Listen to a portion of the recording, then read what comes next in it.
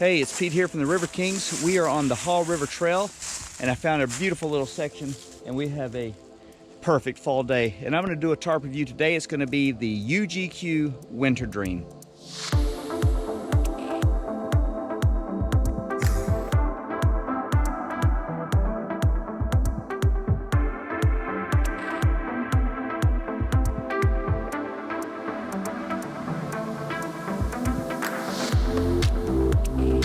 While this is going to be my first piece of gear I've ever owned from UGQ, they are a high quality, well-respected company within the hammock community, and a lot of people are very familiar and very happy with their products. I've just never had the opportunity to own one.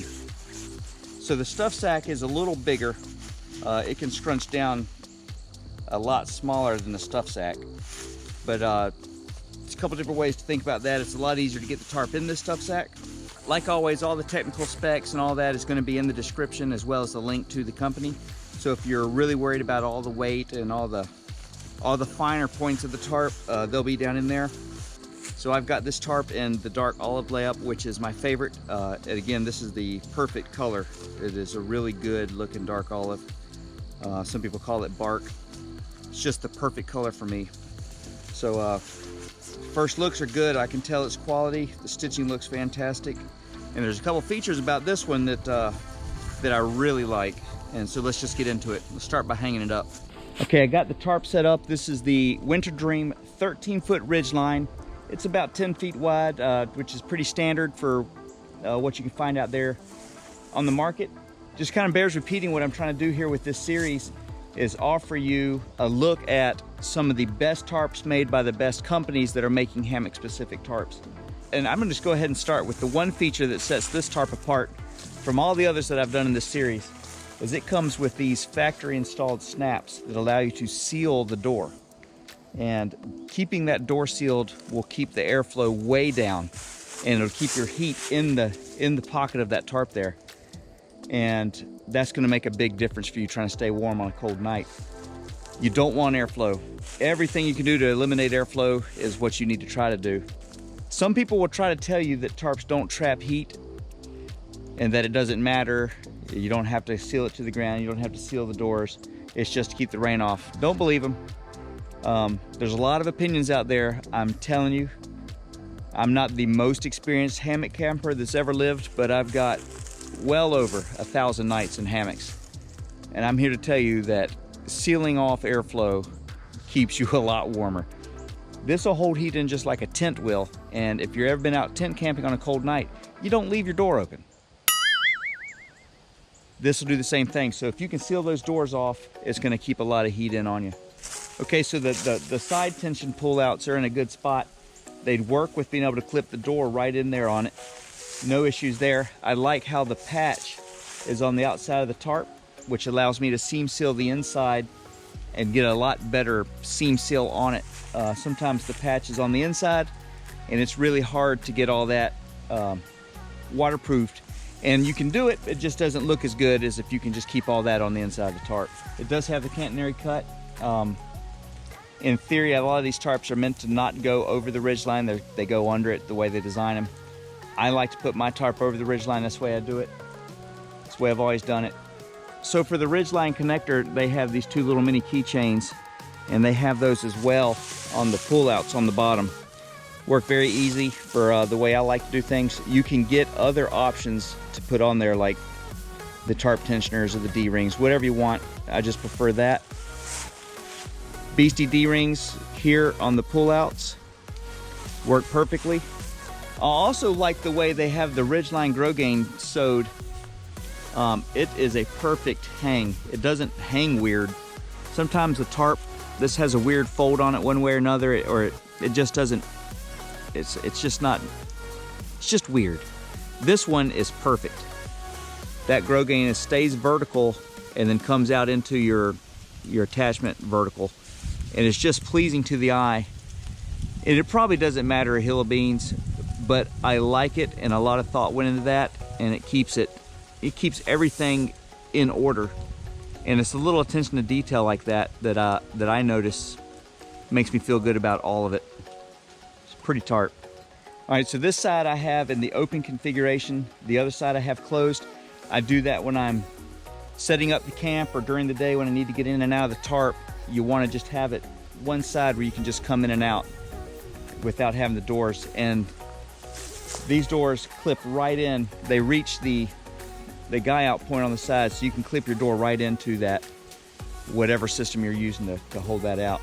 Very convenient. Let's head on to the inside here. So as you can see, like the winter tarp should be, there's plenty of headroom, plenty of width. And I love, again, that door seals up. I do that on my tarps. If they don't come that way, that comes like that from the factory, and that is a critical factor in keeping warm. Here again, we have the patch that's on the outside of the tarp. You can see through the tarp in the shadow there. This is all fabric, so I'm able to seam seal that with a little silicone. Then you can dust a little talc on there to make it so the silicone isn't tacky, if that bothers you, and it just makes a really good seam seal. I also did the ridge line as well, and that'll keep everything from dripping on you. So as I discussed earlier, sealing off any airflow is what's going to keep you warm. And that brings me to the one point about the tarp that I wish was a little different. I wish I could find this exact tarp with 7.5 foot or 7 foot sidewalls. Any of that would make it work where I could get that tarp wall to the ground and totally cut off the airflow. The button doors are really going to help keeping whatever heat you generate in here on top of you, and it'll keep the airflow off of you in a big way, but you're still going to have this whole airflow issue beneath you. No fault to the tarp, no fault to the company. This is the design they're going for, and they have their reasons. So how do you combat the cold if you can't seal it to the ground? You just got to get the good quilts, top and bottom. You got maybe a sock around your hammock. There's ways to do it. When I started hammock camping and we got into the winter months, what I wanted is a tent around my tarp, and there was nothing on the market that could do that. But I figured out a way with a Kelty 16 to bring walls all the way to ground and have gables, doors that would seal up, and I put the snaps on it myself, and I basically made a winter hammock shelter.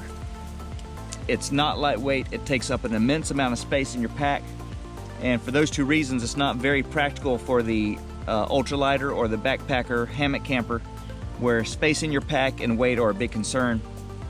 But what I'm trying to do here is just highlight some of these better tarp companies' products here, and the UGQ Winter Dream is definitely at the top of the list here, as it's checking off every box that the others have, but it also has the sealed doors. All that being said, let's go ahead and bring the hammock in here and see what it looks like. Plenty of room. I can pretty much put my hand out as far as I can reach and just hit the tarp. The wind's blowing pretty good today, but it's not blowing on me in here, except around my feet. I got room for packs, I got room for gear. Again, I could hang this tarp lower and would do that in a true winter scenario, but for the ease of filming the review here, I've just got it a little bit higher so I can walk around and have some decent headroom. Kind of the way I think about it a lot of times is that your tarp should not just be something that keeps your hammock dry.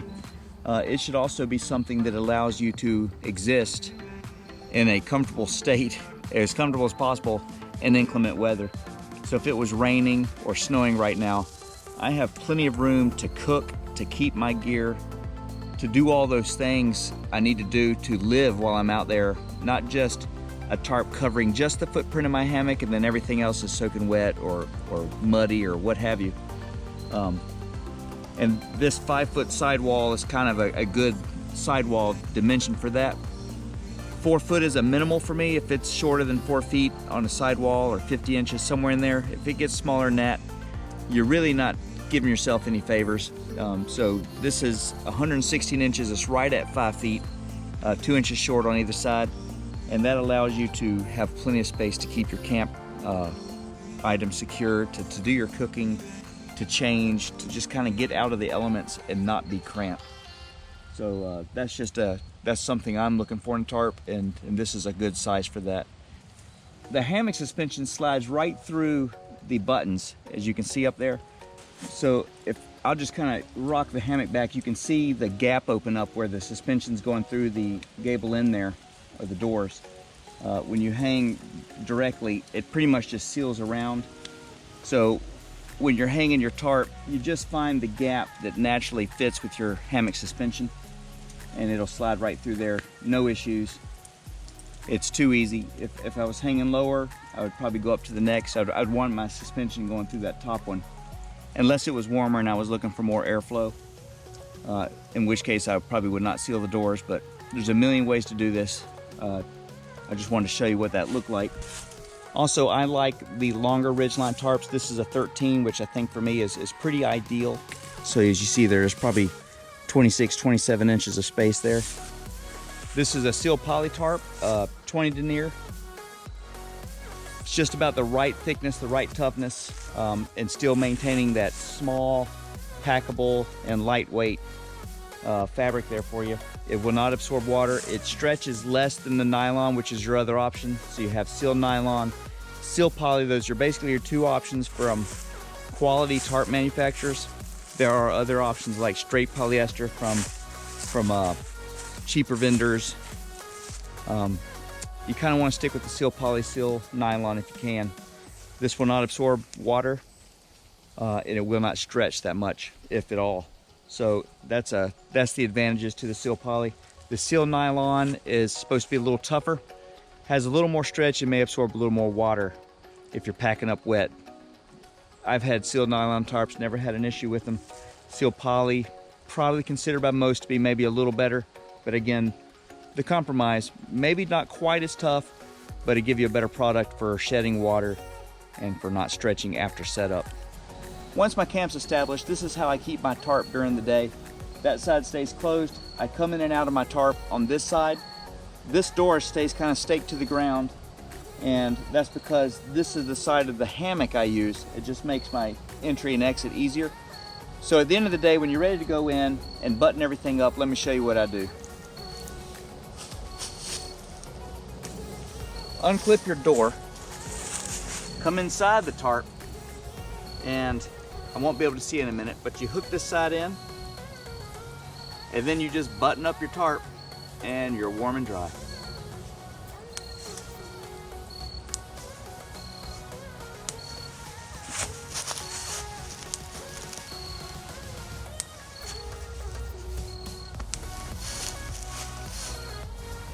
So I've had my hands on a lot of tarps over the years, a lot of hammocks, a lot of product made by a lot of companies. And I got to tell you, I'm very impressed with UGQ, very impressed with the company, you know, the people I communicated with, also with this product. Normally you can find something on a piece of gear where a stitch is out of place or a loose end or what have you, but this is a impeccable, perfect specimen of a tarp. I love the color. I love the design. I like the size. I like the 13-foot ridgeline. That's my preference. I'm loving the snaps on the doors to let you seal that airflow off. The only thing, again, that I wish was a little different, I wish I could get 2 more feet of sidewall so I could seal that airflow off to the ground, retain all the heat, keep all the wind off of you. It makes an incredible difference when you're trying to stay warm on a cold night. But that's the review right there, guys. The UGQ Winter Dream. Fantastic product. Wholeheartedly recommend it. You cannot go wrong buying this tarp. So if you are in the market for a winter hammock camping tarp and you're looking for a high quality tarp that's got all the features you need to keep you warm, yet still ultralight, still packs up small, you need to give the UGQ Winter Dream a look. For what the design is trying to accomplish, I mean, it's basically just perfect. UGQ Winter Dream, give it a look.